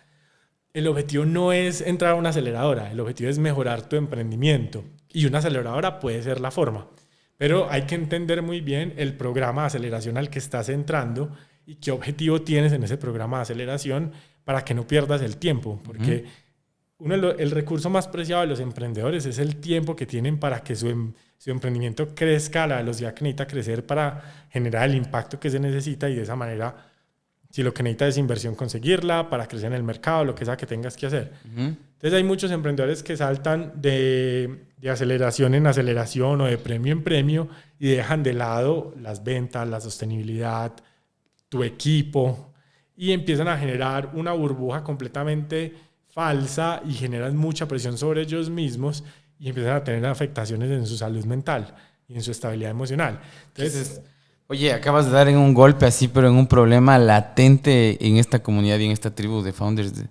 Wow. Y que nos da miedo hablar de eso. Y empiezan a entrar en temas de drogas, de alcoholismo, y y que viene muy dada por esta comunidad como la hemos creado, pensando que el emprendedor es el emprendedor de Silicon Valley que va y levanta $1.000 millones y lo logró. Y alrededor de eso, ¿qué hay? Vimos la historia de Adam Newman con WeWork y pues todas las locuras que estaba haciendo, que eso ya era estafa, ¿sí o no? O todos estos emprendimientos, el de Uber, que tenía temas de acoso laboral y sexual dentro de Uber. O sea, ¿qué tipo de empresas estamos creando y de ecosistemas estamos creando para los humanos para que verdaderamente podamos florecer como personas? Uh-huh. Y ahí hay un tema importante, es que la inversión no te hace emprendedor. Ser un buen emprendedor te puede llevar a la inversión, pero no necesariamente la vas a necesitar. Hay muchas otras formas de crecer. Habrán algunas que la inversión sea la mejor, pero eso es algo que uno como emprendedor debería entender. ¿Cuál es el mejor momento para mi emprendimiento? ¿Cuál es el mejor programa de incubación, aceleración o escalamiento? Si la inversión es adecuada para mi emprendimiento o no, y si yo estoy dispuesto a lo que significa una inversión, que es entregarle una parte de tu empresa a alguien más para que tome decisiones también. Y si quieres pasar por eso, porque eso te va a generar un ecosistema diferente dentro de tu propia empresa. Todas las decisiones están bien tomadas mientras uno esté consciente de que está tomándolas por la razón correcta y no solamente por entrar a un club de los que recibimos inversión. Que eso ahí y salir en Forbes y que te feliciten en LinkedIn. Que no sirve para nada. Y que entra más bien en esa presión, ¿no? Interna. ¿Cuál es el tipo de emprendedor que hace fit con Impact Hub? ¿Está en semilla, en early stage, está creciendo, quiere medir impacto, quiere levantar? ¿Cuál es de ese que hace fit? Si nosotros tenemos programas en toda la vida de un emprendimiento, si lo podemos llamar así, en ideación, incubación, consolidación, fortalecimiento, aceleración y escalamiento. En todos ellos tenemos diferentes programas. Entonces, pero tenemos programas enfocados a cada cosa. Entonces tenemos un programa enfocado a incubación y consolidación para mujeres emprendedoras que se llama Emprender Mujer, donde buscamos la autonomía económica de las mujeres a través del desarrollo del liderazgo y de las ideas de negocio de las mujeres. Ha sido muy interesante porque hasta el momento han pasado 160 emprendimientos de mujeres a través de ese programa. Y en este año el programa lo cerramos hace una semana. Tengo este dato que te lo voy a dar a ti primero que a nadie. El crecimiento promedio en ventas de las emprendedoras del programa fue de 169%. O sea, eso es una brutalidad, es demasiado crecimiento para tenerlo en estos 8 meses que duró el programa. Entonces tenemos ese programa que es una etapa muy inicial. Tenemos un programa de agro en alianza con diferentes aliados. Estamos en una etapa de consolidación y aceleración, donde cada año lo sacamos y son más o menos 150 emprendimientos los que están con nosotros ahí. Y van por una etapa de alistamiento para el crecimiento. Luego una segunda etapa de estructuración de proyectos. Y luego a los mejores 30 proyectos con uno de nuestros aliados que llamaban Colombia, se les da acceso a financiación inteligente y blanda, donde pueden acceder hasta 300 millones de pesos para el crecimiento de sus empresas. Entonces ese es muy enfocado a agro. Y tenemos un programa de aceleración y escalamiento para empresas de tecnología con impacto en la salud. Entonces en esa lo trabajamos con Impact Hub en Suiza y el gobierno suizo. Cogemos 25 empresas acá en Colombia, pasan por un proceso de aceleración, al final presentan un pitch y a las mejores 8 se le entregan 10.000 euros para desarrollo de producto y se les da un viaje con todo pago por una semana al ecosistema de Suiza para que hagan relaciones y escalamiento en Suiza. Entonces, te hablé solamente de 3 programas, pero hasta el momento en estos 4 años hemos corrido 35 programas de incubación, fortalecimiento, aceleración, escalamiento. Entonces, lo que hace fit con nosotros es que tengas impacto, que tengas deseos de medir ese impacto, porque hay muchas empresas que tienen impacto pero no quieren medirlo. Entonces para nosotros es importante que lo quieras medir y te mostramos cómo a través de tu modelo de negocio puedes crear un modelo de negocio de impacto y empezar a hacerle trazabilidad a esos impactos de manera que eso luego te ayude a demostrar el éxito de tu empresa y a levantar capital si es lo que estás buscando. Pero puede ser que gracias a esos indicadores de impacto tú puedas hacer escalamiento a través de gobiernos porque le estás mostrando cómo les puedes mejorar el país a esos gobiernos. Entonces Wow. nos enfocamos mucho en empresas que quieran medir su impacto y las apoyamos en ese proceso de entender mejor su modelo de negocio, hacer trazabilidad de su impacto y poder demostrar el impacto. Increíble. Me he quedado sorprendido. Vámonos con hacks en el juego de humanos. Nos encanta que sea un espacio pragmático, que la gente que nos está escuchando y viendo, gracias, no se olviden de suscribirse, de seguirnos en nuestras redes sociales, @juego de humanos, en Facebook, LinkedIn, Instagram. Siempre me olvido esto, no sé cómo así me acordé en este capítulo, qué bueno. Así que vayan a seguirnos y recomienden estos capítulos a quien vean que tiene ganas de construir un mundo más humano, sostenible y colaborativo. Expande tus límites y llega con tus productos a todo el país. Tus envíos y entregas a otro nivel. Ágil, rápido y seguro. La logística del futuro, hoy. Bow te conecta. Envíos con propósito. Vamos con esta tercera parte, la vida más allá del juego de humanos. Y primero, bueno, ¿qué tal tú? ¿Cómo has estado? ¿Cómo lo has pasado? Contento. Ha sido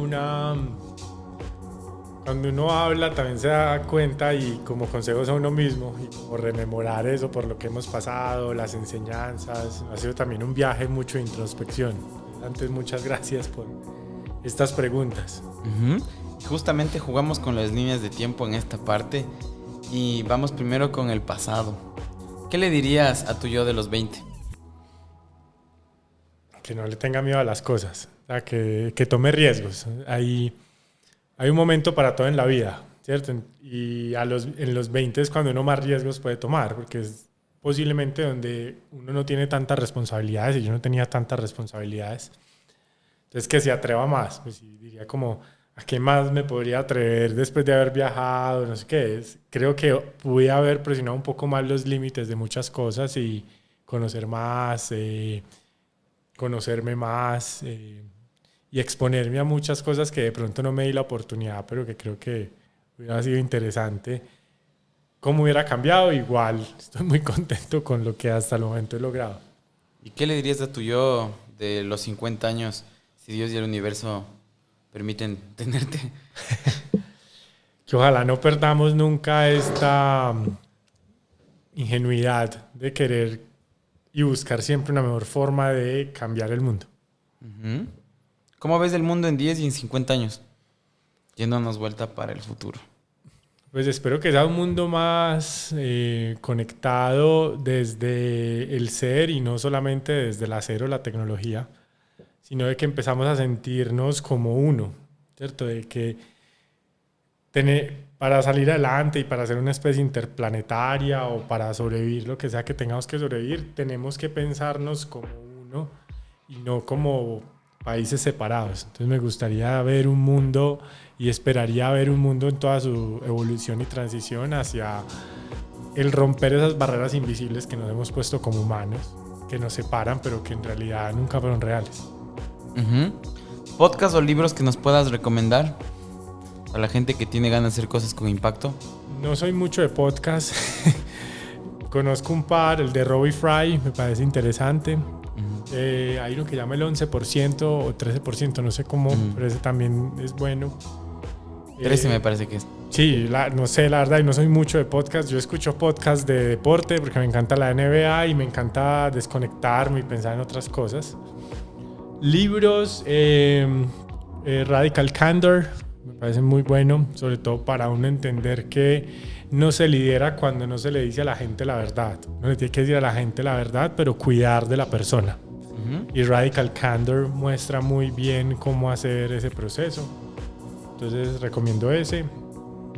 A mí me gustan mucho los libros de fantasía. Entonces El Señor de los Anillos y ver toda esa historia y desconectarse del día a día me parece genial. Entonces también súper recomendado es El Hobbit, del Silmarillion. Toda la historia de J.R.R. Tolkien es increíble. Y no, es que yo soy una persona que lee cómics y manga. No soy una persona mucho de libros o de estudiar, pero te diría que ese Radical Candor me parece muy potente. Veo que eres una persona que ha visto que la vida va más allá del juego de humanos, ¿no? De empezar a ver que, en este juego hay que jugarlo bien para tener una buena vida, para divertirse con los otros humanos de nuestra especie. pero también solo somos parte de este ecosistema y descubrir que más allá de que Colombia, Suiza, Alemania, España es bonito, es un solo planeta donde no existen fronteras y en todo lugar hay humanos buenos, humanos malos, lugares chéveres, lugares no tan chéveres, y que hay muchos animales por descubrir, ¿no? Sí, yo creo que es una... O sea, como personas nos ponemos muchas barreras. Esas barreras pues existen en la sociedad como los límites, los pasaportes. Y también como humanos nos ponemos muchas barreras a lo que podemos y no podemos hacer, ¿cierto? Si soy capaz o no de hablar inglés, si soy capaz o no de saltar a un lago o a un río. Nos ponemos muchas barreras mentales que nos van impidiendo disfrutar la vida de cierta manera. Uh-huh. Y también además de barreras mentales, nos amarramos a muchas cosas que en realidad nos están deteniendo y no nos agregan valor. Entonces empezamos a cargar muchas culpas del pasado, rencores que no nos dejan progresar como personas. Y creo que ahí también como humanos debemos de buscar lo que nos hace felices. Para mí es jugar PlayStation, poderme tomar una cerveza sentado en la acera, ir a música en vivo de rock, para mí es increíblemente bacano. Y eso me hace sentirme vivo más allá de lo que hago en el día a día. Que me encanta trabajar con emprendedores, me encanta convertir carros a eléctricos. Pero si solamente me dedicara a eso, no tendría esta otra felicidad. Y entonces solamente trabajar en eso, no podría ver lo que es el mundo por el que quiero luchar. Entonces uno tiene que tener lo que dices, uno es humano en toda su complejidad y en toda su simpleza y necesita de ambas cosas. Totalmente. ¿Eres feliz? Mucho, muy feliz. Sobre todo, yo siempre he dicho, cuando estaba muy pelado me acuerdo que me hice una promesa de que tomarme una cerveza en un andén nunca iba a estar por debajo de mí. O sea, que yo siempre podía ser esa persona que podía disfrutar eso tan simple. Y una vez mi papá me dijo que la felicidad no era el objetivo, la felicidad era el camino. Entonces, ¿cómo soy feliz todos los días? Más allá de que hay momentos malucos, de que hay veces peleamos, hay cosas que se quedan en un segundo y ya, eso no debería destruirnos toda la vida ni dañarnos todo el día, nada, feliz todo y disfrutar mucho. ¿Qué es felicidad para ti? Sentirme tranquilo. Y eso sí ya puede ser que aunque tenga mucho trabajo un día, estoy tranquilo porque lo que estoy haciendo me está gustando y está generando un empleo.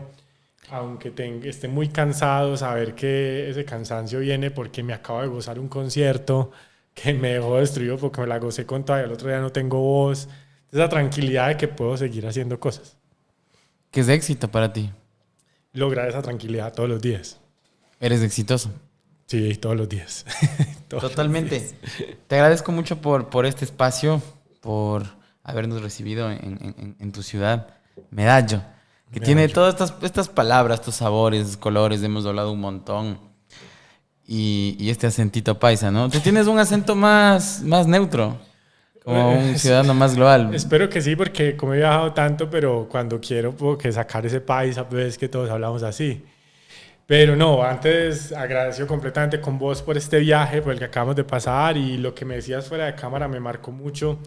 En este momento sos un puente para que mucha gente tenga acceso a escuchar, a ver historias y a retarse, porque muchas de las historias que cuenta cualquiera que se sienta en esta silla pueden retar a los que ven. Entonces muchas gracias por este gran trabajo y este proyecto que tienes, porque nos da una ventana a mucha gente.